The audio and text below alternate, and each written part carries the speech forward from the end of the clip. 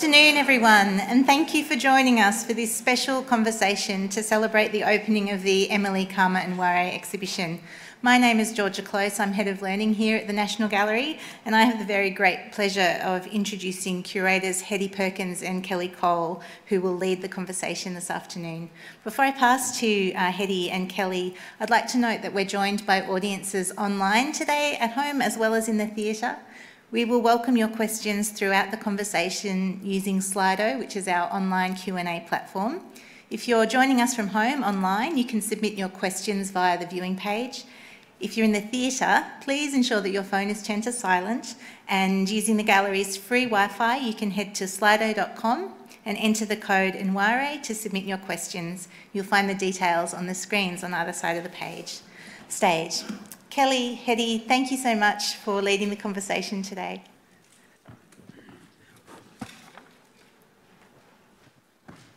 There we go.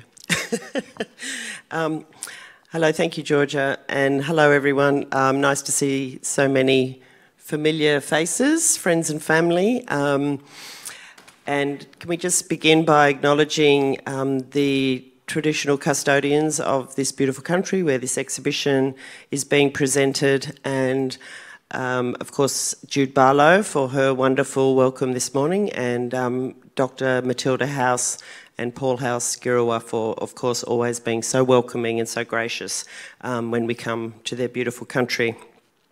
We thought we would start this morning by introducing all of ourselves. I'm Hetti Perkins. I'm Arrernte and Kalkadoon woman from Central Australia.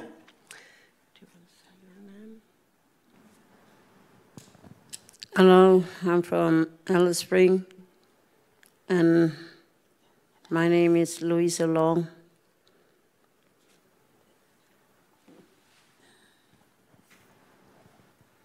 Hello, my name is Margaret Long.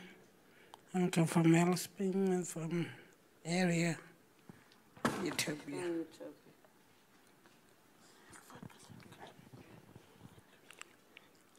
Hello. Ayong nangkaran Larkray. Nanyangajan. Everyone malat I'll just interpret. Melissa's saying she's from a Lalgra and a Nungara country. I'm Jenny Green, and I live in Melbourne at the moment, but spent a long time in the country we're about to talk about. Hello. Inachintiet ayang Lalkray. My name is Jeddah, and I'm from a country called Lalgra.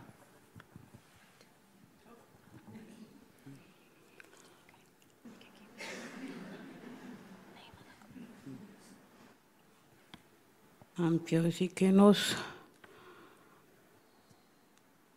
Lalkra.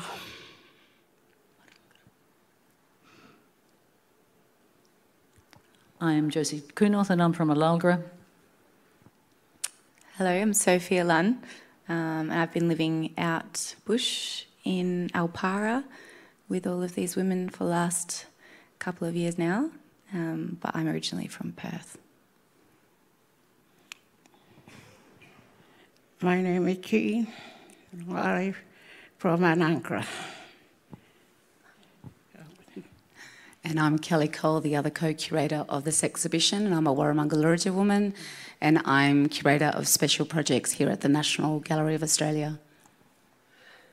And particularly this very special project.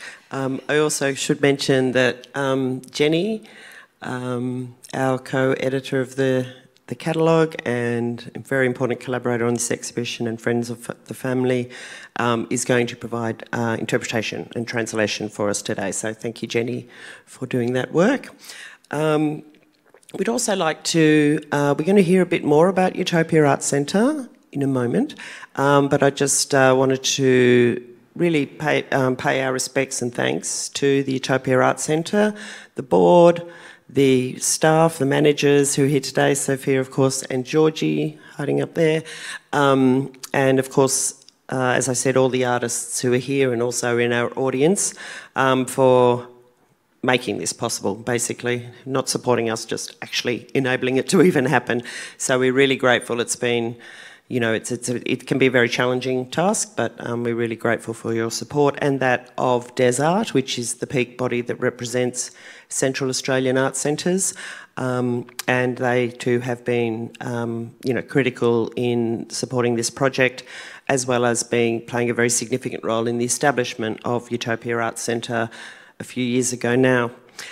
Now I think I'll hand over to Kelli to introduce our film. So we thought we will start with a film that is playing in the exhibition, so that for those who have not seen it, we wanted to start here so you can see those big sweeping vistas of country. And also we did an amazing women's camp with all of these ladies in March of this year. And again, that was another extension of our collaboration and finding out stories. The film was made with the footage from Tamarind Tree Pictures, who've worked with us and spent quite a time with these ladies. Also, the beautiful visuals of the drones are also Dylan Rivers, who is a Kadich man. And that was cut together by our team here at the National Gallery of Australia, Jed Cooper and Sam Cooper. So we'll start with that. Thank you.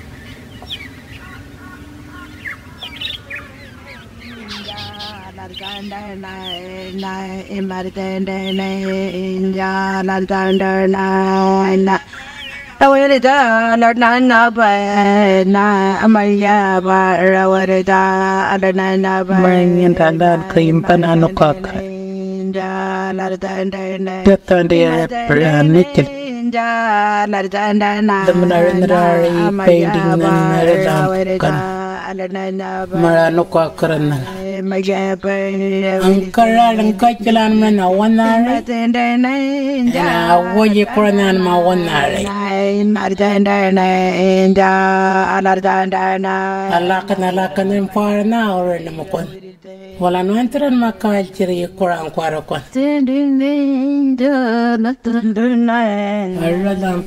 Aila na la woye karol. Anu akaran na woka woye. Anu akarap yon kuralak tangan na niya malano ka akaran na kon. Anu akarap na may ila na apit ko kon. Kurang na way no entran makalchiri na ila na malatan. Anangkran keokal adalkarak naiteokal. Anangkran yana mana pildachet adalkarawar engkala. Local and Coralak and local in the chat.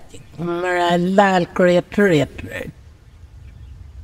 Kalingalana crain the chalak. Maria Corlana Lal Curator-at-Large. Alan America will clean a chata. Camping at Pacham and Maranal. Clean a military lata. Quite well and manning look. Maroil, country oil. Ular oil. And Ulari used to be Emily Kam Kngwarray campaigning. That's the lot of right in the country. I can't manage to ride for Kirangan elephants. I will yan Warumungu and Luritja Kakana.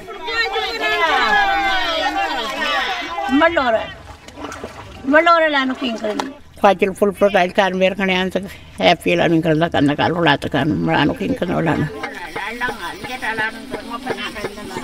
All aunties, when they making colors and they put culture on their body. That's why we're doing now, today. I told Katan old Patan a put a throw in Norachel. I'll can you wear like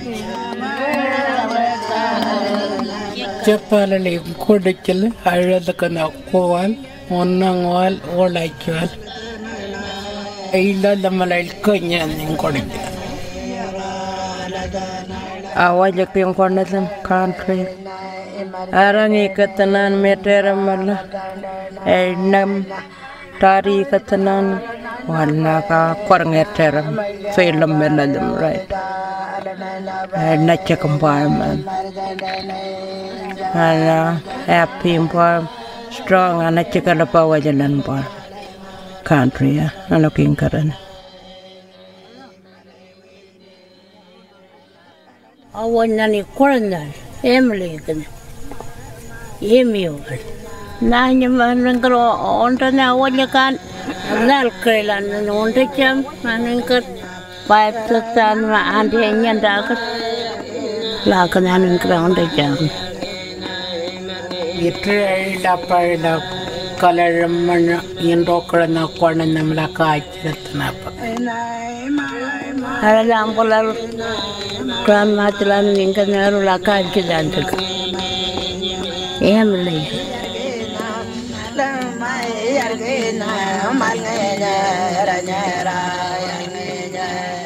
Nai manen kara lora nyani parna. Awalya kanyara nyanara. Nai. Kane parna. Harale ora chiki moram.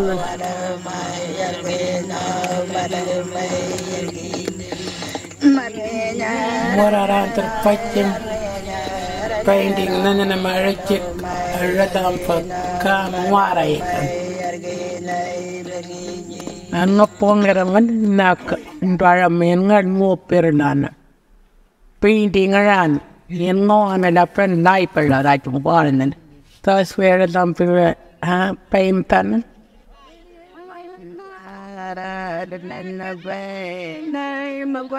Anu terma anu kuat nan tor kecil.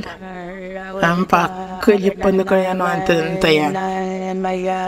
Anu kan dan ada terkanya nakir. Rana pitat. Marana anu kan dan. Kama kan country. Ayabara wirida nana bai ayabara wirida nana bai megwe mara nana bai megwe mara nana bai megwe wirida nana bai.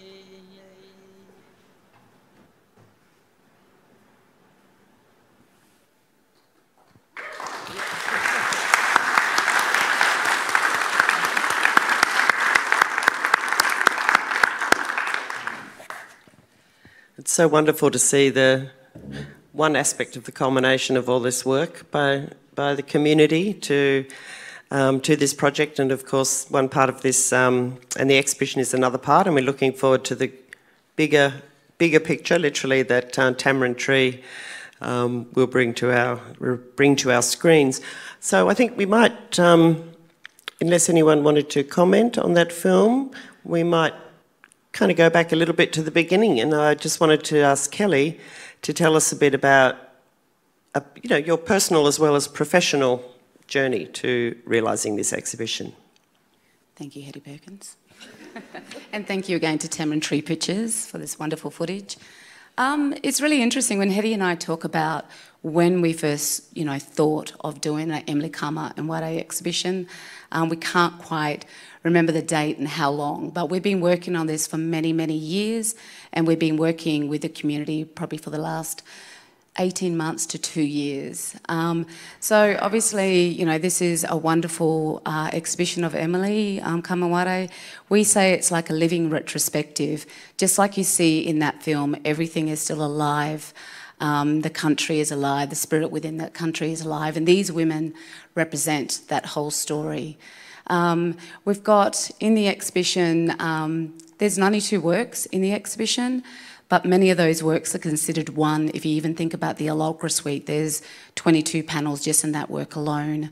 And then, of course, we've got the amazing Summer Project, which is on the outside of the exhibition in the foyer. So again, I recall meeting Jenny Green and giving her a call in Melbourne one day, asking if she would meet me to work on this exhibition with Hetti and I. And the first question she asked me is, well, what are you going to do? And that was a good question, because back then, this is like 2.5 years ago even, we didn't really know what we were going to do, but what we did know was her collection is so vast and so amazing in institutions and in private collections.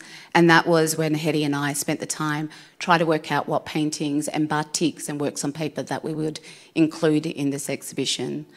So what we have here is a look in my personal connection, or I should say our personal connection, because I've got my sister Danielle McLean here today, who's a part of Tamantree Pictures, and I've also got my beautiful family, my son's in the front row. Our connection is a personal connection.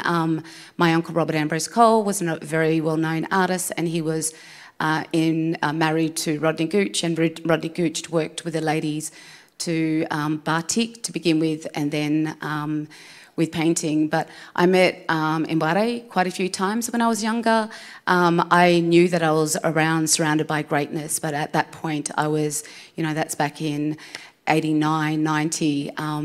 I wasn't, there was this lot of beautiful women painting. So I've got these fond memories of going out to Utopia when I was about 16, 17 years old, and then always going to my uncle's house and watching the ladies paint there. And we're not just talking about Emily Kam Kngwarray, we're talking about Gloria Pajara, Ada Bird, all of these ladies' family.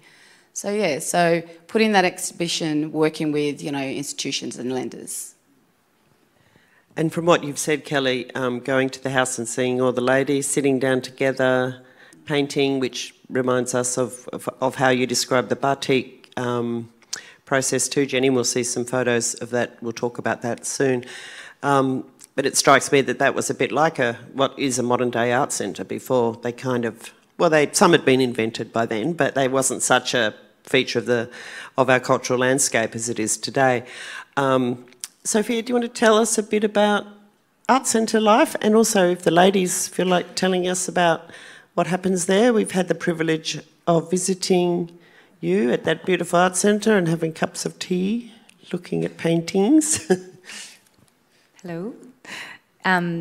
So yeah, I've been out at the Art Centre for 3.5 on 4 years now, which has been the honour and privilege of my life, to come and spend time with these ladies and get to know them, learn some language. I have the best teachers and guides that there is. But obviously, as these ladies have said, the art movement started out there long ago, and there have been many really key and integral people that have come and spent a life's work out there working with these amazing women, building careers and building connections, which is fantastic. So it's really great that through a long period of consultation, about 2 years, with Desart, the peak body for Central Desert Art Centres, it was approach to the community, what they wanted, how they wanted their art story represented, and it was through an art centre model to put, the voices of the people that speak their own language and culture for themselves. So it's been really magical to be part of that process and have kind of a central hub within the homelands for projects like this to exist, which has been really, really special. Yeah. So we did a lot of the consultation in the art centre, but also driving troopies full of people and big water tanks and lots of kura and mana out to the desert to do big camps, and which we'll touch on the slide just before, doing some amazing trips over to Perth to see the Holmes of Court collection, which was unreal, and then yeah, many, many, many country trips with the ladies and the curators, which was magic. Do you want to talk about Perth? Anyone? Louise? Before, while you're thinking about talking about Perth, maybe, could you just tell us the art centre? So it's an Aboriginal-owned. Absolutely. Run. So it's yeah, we have a Indigenous board of local people from a collection of the homelands. We have over 100 artists. So these ladies that are represented here in this swathe of country that's represented is only one part of the Utopia Sandover region. So it's actually 16 homelands, and we'll see a map later on just to get a sense of how vast it is. Lots of those countries and stories are interconnected by family and cultural lines. So you'll see too from the map how much Emily herself travelled and where places that she lived and stayed with various family in different spots around. And yeah, we are not-for-profit federal government funding, which is really great through IVAS, so shout out to them and their hard work. But yeah. Thank you, Sophie. What was it like, we saw before, when you're looking at that beautiful batik, what was it like for you? Because I imagine sometimes you've seen these works made and then they leave and go to someone's house or someone's gallery and you don't necessarily see them again. How did you feel about going to Perth, travelling there and looking at all these paintings and batiks?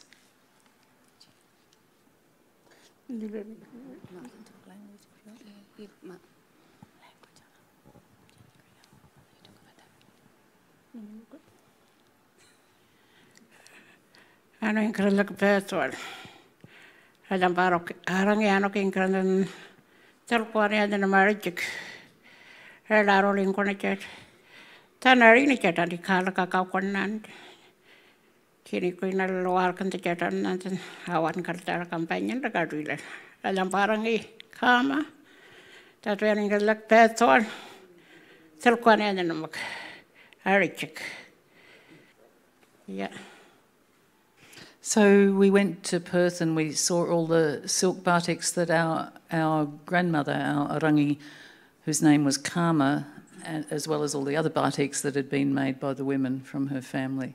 And that batik making process went back a long time to the time when I was working there, and we'll talk more about that later. So on our Perth trip, it was really beautiful because we had access to the Janet Holmes à Court collection, and as you can see behind the images, you see all these wonderful, you can pull out the screens and all of these paintings. So we looked at the batiks first, and then we started looking at the paintings, and again, there was a summer project in the left-hand corner. I don't know if that changes for you guys, but there's Jeddah with her work, and is that Judy with her work as well? Judy. And we also, anyone want to talk about singing those paintings and how you felt when you saw that old lady's paintings there? Josie.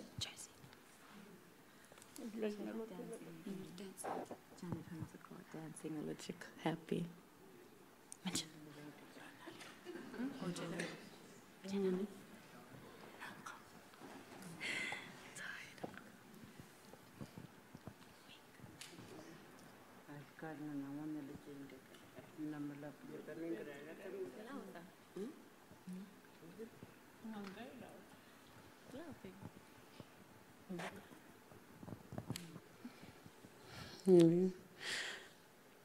Perthwal anandrelak.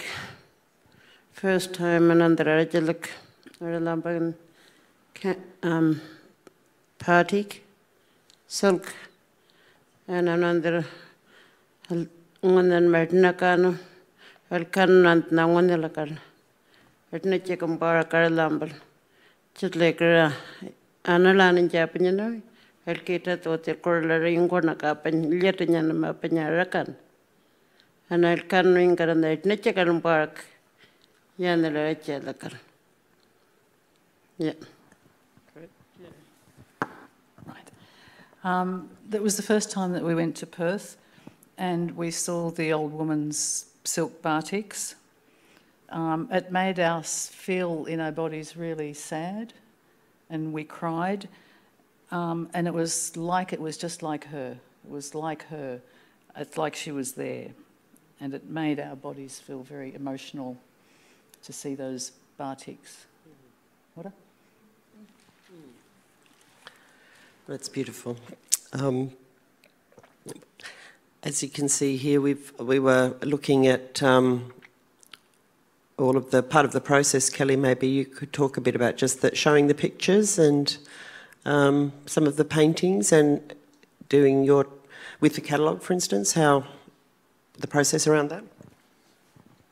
Yeah, so like a lot of people talk about consultation, we talk about collaboration because we say that this exhibition could not have been done without these women.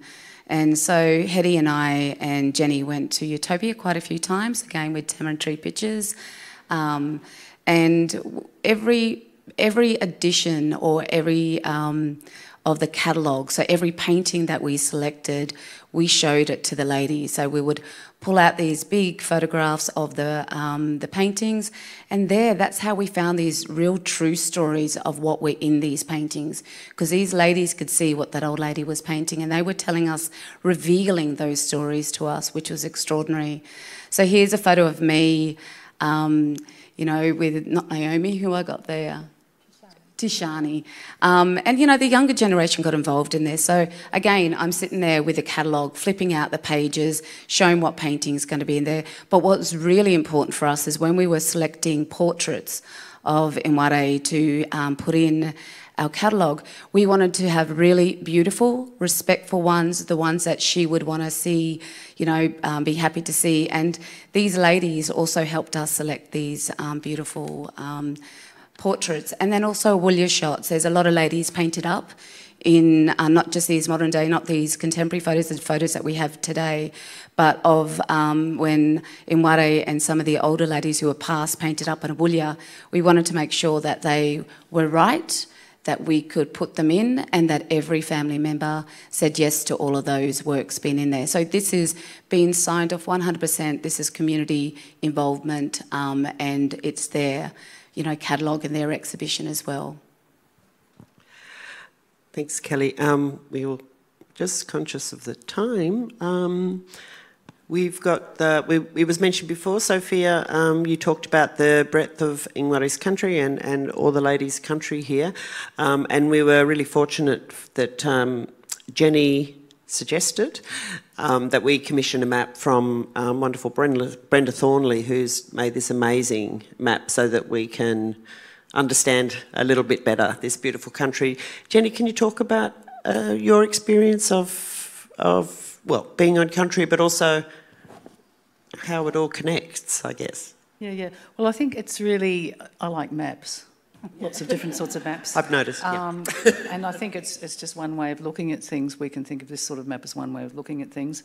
So I hope you can all see it well enough, but if you can't, you will see it in the front of the exhibition, and it looks really beautiful, I think, on that wall.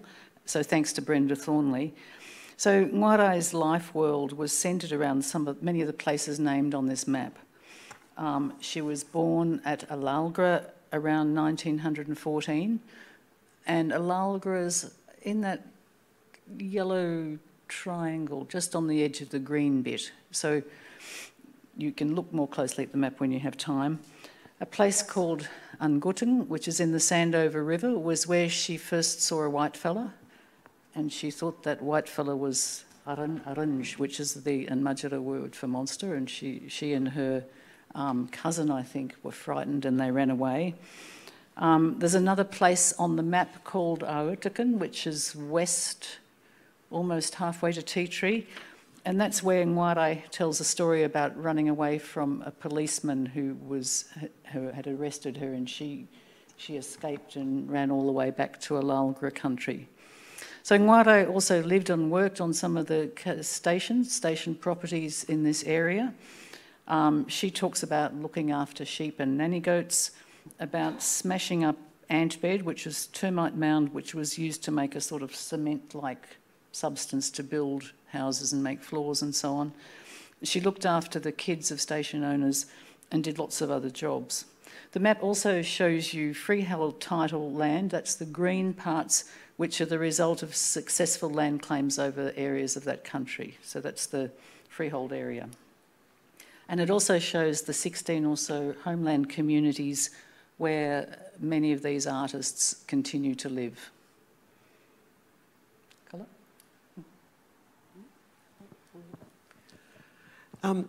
Thanks, Jenny. Is it possible just to, well, you mentioned land claims. Could you just talk a little bit about the role of people in giving evidence at those land claims, like the cultural, that it's part of testimony, isn't it, in a white fella legal sense?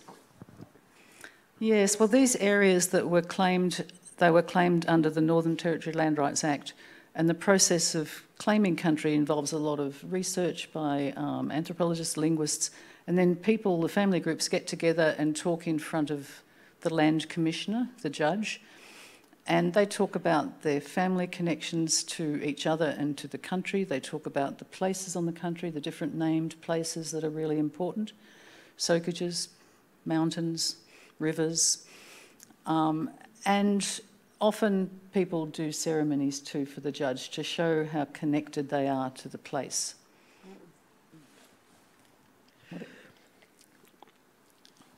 Anybody want to talk for this map or? Huh?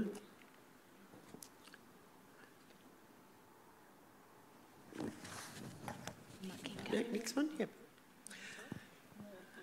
Okay, here's, again, we were talking about the wonderful images that we were able to source with the support, again, of Jenny and the community, and we're going right back to the beginnings of the batik movement here, of course. Jenny, I think you might have to start by telling us about that, and then we'll ask the ladies about that time. Yeah, so one of the things I was going to say, this exhibition and the publication that accompanies it sourced a lot of archival images from people who were very generous in sharing what they had, and these might have been including many photos of Utopia in the old days. And on this slide you can see a photo of Emily Kam Kngwarray and Lily Kngwarray making tie-dye at Anmatyerr, the homestead at Utopia. And also another photo of the old woman making batik. And the opening slide we had showed a beautiful photo of Kngwarray on the way to the first batik exhibition in Alice Springs in Anmatyerr in 1980. And that photo was taken by Toli Sawenko, who I think was school teacher for some of the women here way back. So it's been very important to source these things to enrich the exhibition and to also talk with community and enrich the archives themselves by really making sure that all the people in photos are named properly. They're named properly, we don't leave people out, and in turn we feed this information back to the archives so that this can be kept for the future.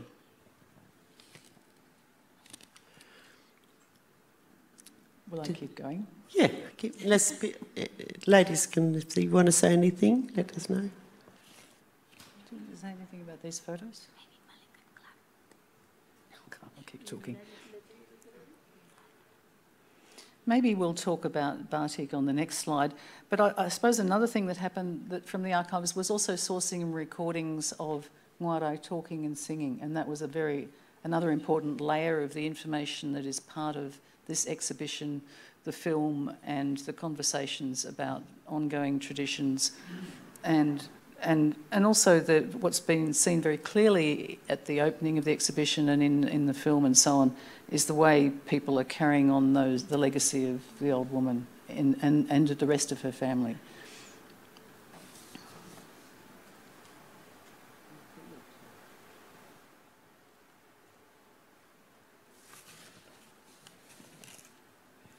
And so in this image we have Julia Murray. It's in one of the shots here, the one on the left-hand side. What was it? I mean, obviously one of the things that strikes me is in the catalogue we have an image of all the ladies going, I think it was to Adelaide for an exhibition. So quite different, you know, quite a different way of presenting the exhibition to presenting one at the National Gallery of Australia. How did you fund and how did you sort of organise those exhibitions back in those days? Sold hot dogs. Hot dogs. We didn't think of doing that. We should have had hot dogs at the cafe. So it would have been, was there, you know, with the, like there was literacy and numeracy and driving classes and things like that. Yeah, I'm just trying to sort of picture it with little or no support. So what was that like? What was the sort of feeling like amongst the community and the ladies doing these new projects? Well, I think it was very exciting. I'll just briefly mention a few key points in the history of that process. So the first activity that the women joined in was making tie-dye and woodblock printing, as you saw in the first slide, or the previous slide, and that was in 1977.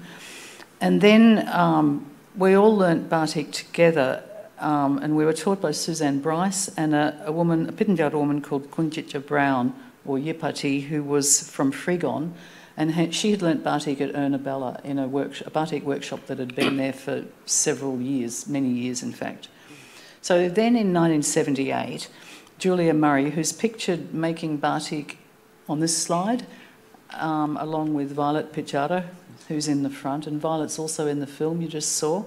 So Julia managed to, by some miracle, to get some really more secure funding in 78, and she was the founding coordinator of the Utopia Women's Batik group. So she kept it going after that initial learning time and so on. In this slide you can also see the tools, one of the tools that's used, or you can see the janting, which is the little metal copper pipe that's used to direct the wax onto the fabric. And in the lower two parts of the slide you can see Kngwarray and another Kngwarray putting the waxed fabric in the dye and then hanging it out to dry on the bushes, which might be a nukacha. But maybe at this point we should go back to the homestead photo where Julia and Violet are doing batik. No, next slide. Oh, sorry. Sorry. Do any of you want to talk about that? Do you want to talk? Where were you that time, Jeddah? Good time. The school at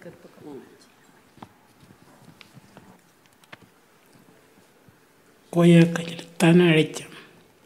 Party karalam par kaman parlanich. Culture manarichet. Court pinacher paman ramane party part original sampalai. Kalonantra kanirana mitret. Cried Ireland. Renmaning cornichet. Party.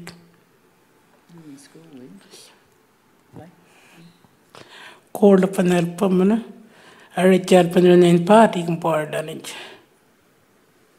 So Jed is saying that they really enjoyed watching Kngwarray, old woman Kngwarray, making the batik, and they, after school, they would go and watch the women making batik. And just for a bit of context, if you went to your left of that photo, there's a big silver caravan, which was the Utopia school in those days. So the batik activities happened close up to the old school. What?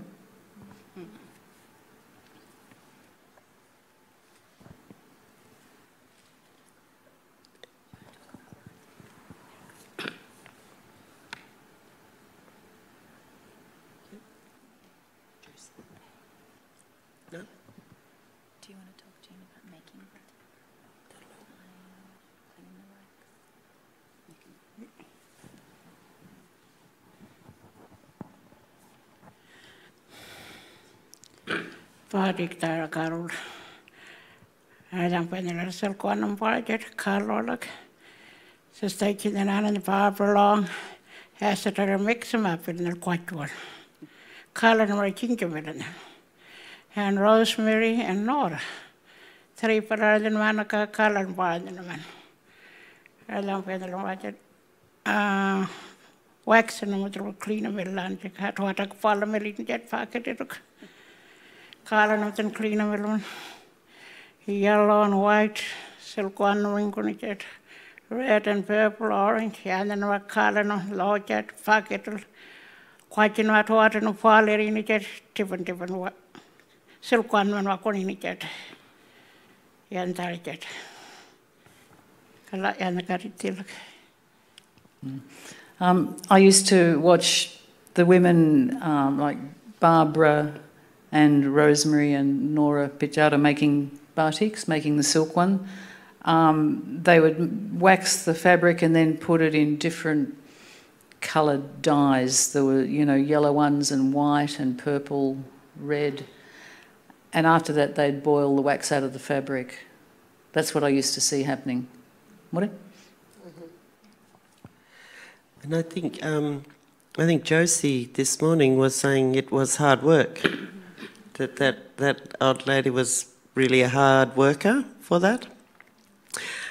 When we were in the galleries there. So, Jenny, why did Kngwarray decide to transition to painting with acrylics on canvas? Well, that's a big question. I think there was one particular time when she said to me very clearly that she explained what hard work batik is, and I think if you can imagine, even as been talked about today, the amount of work that's involved in collecting the firewood and the water to boil the fabric. There's a lot of physical work, and I think, in fact, the processes and the dyes and all these things, it's sort of quite intense and complex. I think Kngwarray perhaps famously said that she got a bit sick of batik. It was too much hard work, and she didn't like the amount of rinso that it took to wash the wax out of the fabric. Waste of rinso. That's a good reason to give up. She said, I changed over to painting because we were wasting too much rinso. I'm sure there's a lot of other reasons people could think about why painting became the main thing people were doing. It's a complex question. We might come back to it later. Yes. And I was thinking the eyesight was another, wasn't it? Did she say that her eyesight was a bit deteriorating or something, and she found the acrylics a bit easier? Yeah, she might have mentioned that, yeah. Okay, we might have a look at these. Kelly, I might ask you to tell us about these two wonderful works. One from the collection of the gallery, of course, and then one from a significant private collection. Well, look, it was really important to start with, to include batik, obviously, in the exhibition. Like we said, she did 11 years in batik prior to even painting on canvas. And we've got, 3 different stages of batiks hanging in the exhibition. And in our first room, we start with these wonderful 2 works here. One to the green one, I'm terrible with my left and right, and this is reversed here, so... Oh, okay. So the one on the left, the green one, I talked about this in our talk before. This is a work that Julia Murray has loaned the gallery for this exhibition. It's one of the earlier batiks she worked on, I believe. It's a work on cotton. I'm looking at, to be corrected at any point here by Jenny Green. So look, it's a wonderful work. It's a very small work, but it's a work on cotton. It doesn't have that luminosity of works on silk, but it's important in the sense of this is one of the works that she first made. Talked about the... I'll stop saying we talked about it. I'm just pretending you've all heard this for the first time. The early workshops they did with numeracy and literacy and Kngwarray learning how to write her beautiful script, so a hand across a paper, learning to write. You can sort of, when we saw this, it's that sort of beautiful repetition. It's also like Kngwarray's first script across a beautiful cotton batik. Hetty's asked me the personal connection to this other work. The work is a National Gallery of Australia batik. It's one of the first works we got in our collection of Kngwarray. It is a really important work for us. I don't know if you know this, but because they're on textiles, when you've got works on paper and works on textiles, you can't actually display them for very long periods of time because they fade and deteriorate with the light. So this gorgeous work, untitled, no-titled 1981, has actually travelled quite significantly to our international exhibitions. And actually the last one I was ever present, which was curated by my wonderful colleague Tina Baum, who's here today, who's a Larrakia woman. And Tina took this gorgeous work to, it was in Auckland as well. And so it's a very significant work for us. You can also see, it's her first time she's actually creating those beautiful linear works. There's also a work in, back to personal connection, there's also a work in the exhibition from Jenny Green's, has been donated by Jenny Green's family. And I think Jenny Green, or Hetty's going to ask this question. No.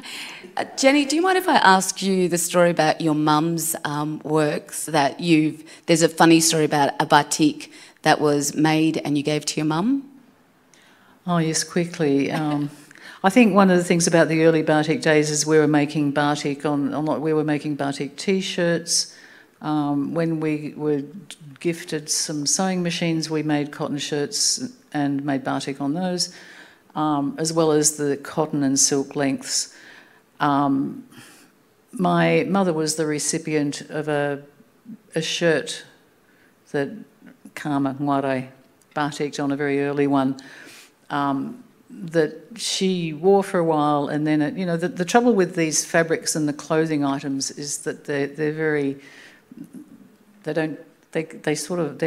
they wear out. But fortunately, some of these things have survived, and my mum's shirt is now in the NGV collection. She did wear it in the garden because it wasn't my sewing that I made the shirt. I'm not a very good sewer of shirts, perhaps. But there's also other things in the NGV that things like, in those days we would make batiks into trousers, and I know that. Perhaps I regret it now, but there was a beautiful batik that Kngwarray made that I stitched into a pair of trousers that I wore for quite a long time, and that's in the NGV collection. So I think batiks had a very stressful life, perhaps, because they are fragile, and we now the conservators are now saying we can't have them in exhibitions for very long because of the destructiveness of the light. So we're very lucky to see them. And I think maybe this exhibition might stimulate people to bring out their batiks too, and there might be some more treasures from those times in the 70s and 80s that can be accessed by the public. Gifted. Yes, and gifted to the NGA. Yes, it's been wonderful. We were so delighted when Jenny suggested that there might be an early work that Julia had in her possession, and as you can see, it's very exciting to have this in the show. So thank you for that suggestion. I think I am conscious that we're running out of time, so we may not get through all our slides. But I'm just going to say that the catalogue is amazing. And I can say that because I barely did anything to contribute to it, so all credit going to the ladies and to Jenny, but it's such a rich source of information. But I think we should now just talk particularly about Nurla, which I'm conscious my pronunciations are all out of whack. Who would like to tell us what we're looking at here on the screen? Who want to talk for that one?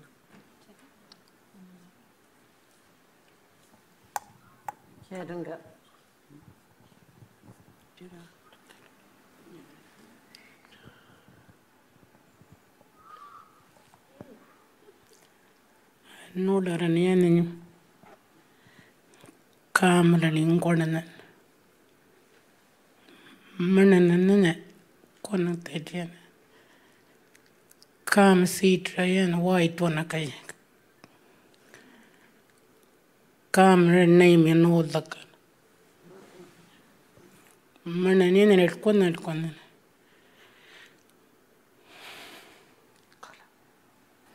So this is a nulara, the plant that Kam Kngwarray painted.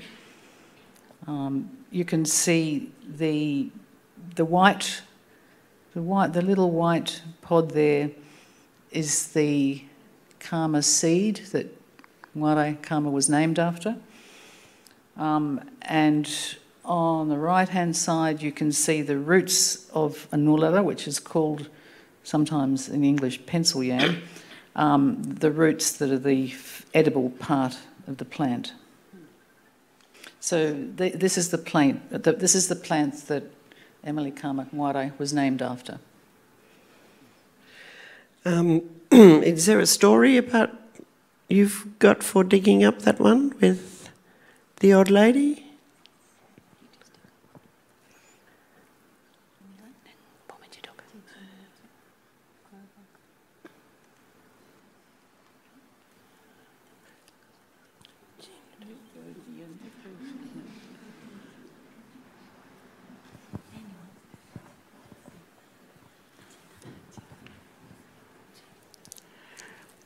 Korapalaran man manian. Anularanan. Karanularan inaman. Marwanginam larcham maler komanan. Manella. Maril Kolalangana Kalamar. So, remember the old woman Karma and other people used to dig up the root of the plant and take it back to camp to cook. This plant, the Anulara, originated from the very important country, from the big place. Alala, Ricky? Alalgra. Could you just elaborate a bit on the importance of that, the originating from the place? I'm not yet, you or anyone, if... What that mean? I use that as originate as a translation for an Anmatyerr word, nganak, which it's one of those words that is very hard to translate to do it justice, but the general principle is of originating, being created in a place. It's a word that's used to talk about the dreamings that emanate from country. So this is the ongoing process of originating and being ever present. Thank you. I think you can feel that in the paintings, really, when you look at them. Do we want to... We only have time for maybe one more or two more slides. Is there something people want to talk about? Jenny, do you think that there's things that you want to talk about more than you want to talk about these plants?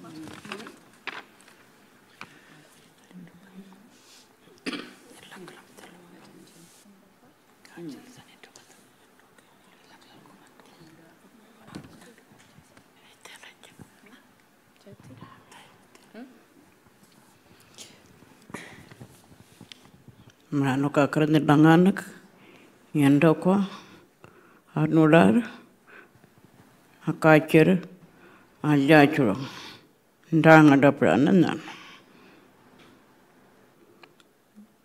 Manana atamadal kunal, urowadan manarin. Tamp, make them tamp.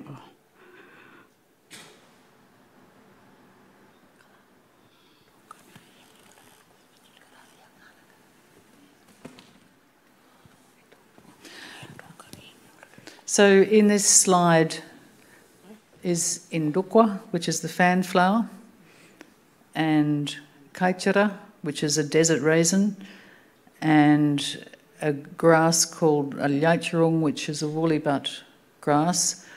What Bichara said is that all of these plants originated in the country, and she also said that the Lyachirung, the seed from the Lyachirung, the woolly butt grass, it's collected and ground up and then cooked and eaten. What?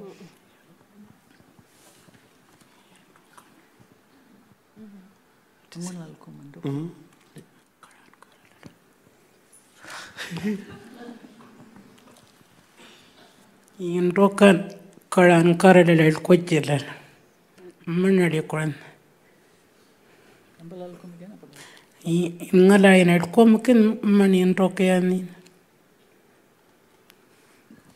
Okay, so in Dukwa, the fruit, you can see the bright yellow, slightly hairy fruit. That's a fruit that emus eat, and sometimes people. Sometimes people eat it. You can say something? No.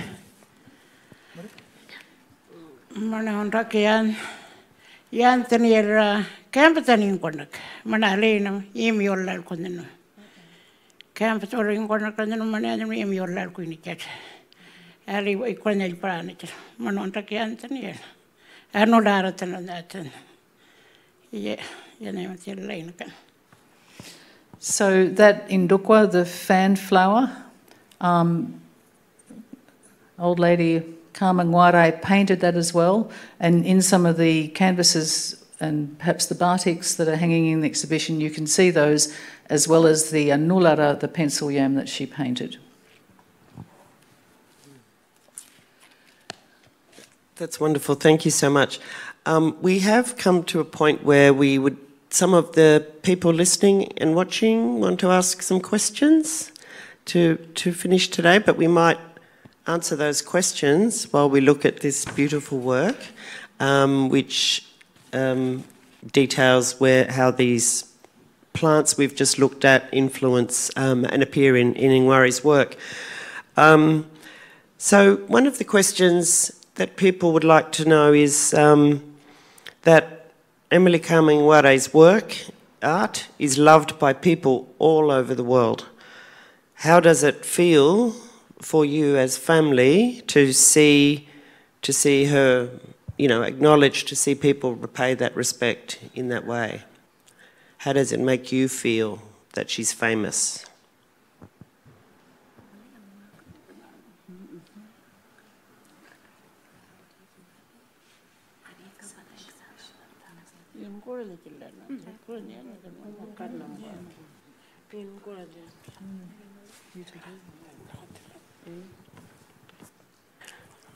Arrernte kan party kan ingkaren goradam. Alai erken ngani land manan ya pimbar. Alakan ingkaren kacil ya pimbar strong. It makes ourselves, our bodies, our beings feel really happy and strong to see all these artworks by our grandmother. Anybody else? Come on. And I think I might extend that question. I think it suggests that I know that when you're singing and doing things, you've been listening to those old songs, the lady singing, and is that makes you feel happy and more proud too?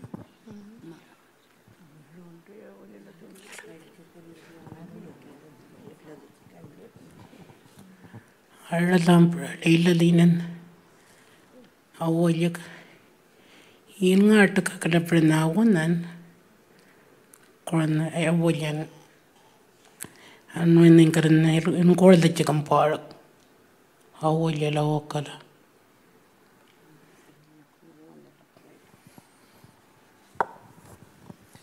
When we listen to the old woman's songs, her awulya, her women's ceremony songs, it's like it's really real and it's like she's there, and it makes us all feel very happy. What?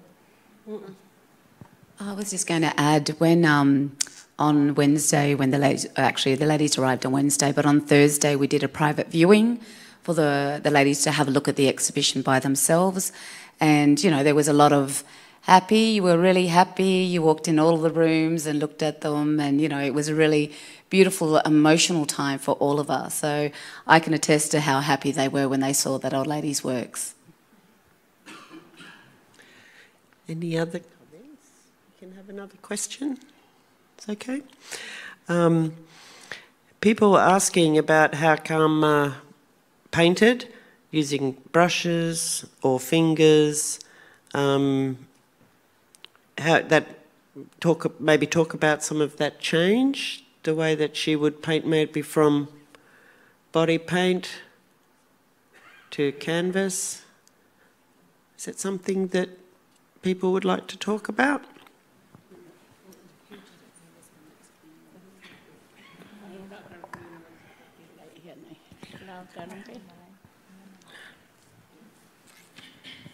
Party green one.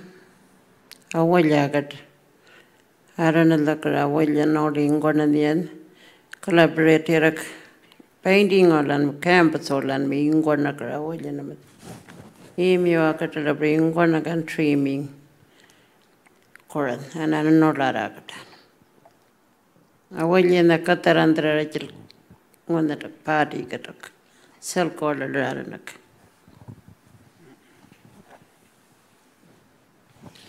Kngwarray In her batik work, she painted awulya, women's ceremonial designs, and then she thought she would change over to canvas, and she also used those awulya ceremonial designs in the canvas as well. The emu and the Adnulara pencil yam dreamings. So we saw those awulya designs revealed in the batiks and in the canvas.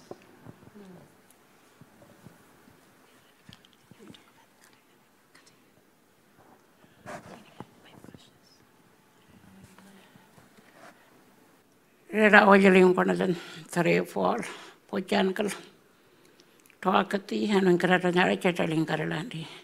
Song and Wailichet, a Cornwall, Koyan, Calanvelini, Chatter, Chatakan, Aujaran as a Lano. He left for Catar as a church, a Cocater, and all like Chicana. Alan had been strong and Anakan. Healthy and other than really in jet. Queering in a very grand take command a little go in an Chinan. Alan tell them the Raukalan and under an Chaticular.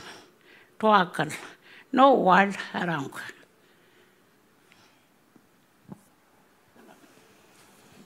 So we saw her painting and singing awulya at Three Boars, which is on the map. Women were painting up their thighs and their breasts with awulya designs. They were sitting behind a windbreak, so there weren't any houses at that time. And she said to everybody, to the grandchildren, you have to take on and look after this ceremony. What? Well, that's thank you for sharing that story. That's very special. I think we have time for one more question, and it seems appropriate to ask, what's next for Utopia Art Centre and artists, of course? Things that you are excited about that might be coming up? So firstly, we're very excited we're getting a building, which is great after 4 years. We're actually going to go visit the building on our way home, so it's going to be very exciting. It's in the yard being built. But all of these ladies are incredible painters in their own right, and their work has been exhibited before and will be exhibited again. We have a website where you can purchase their work as well. But most excitingly, we have had a really great pleasure working on this project and being here in Canberra.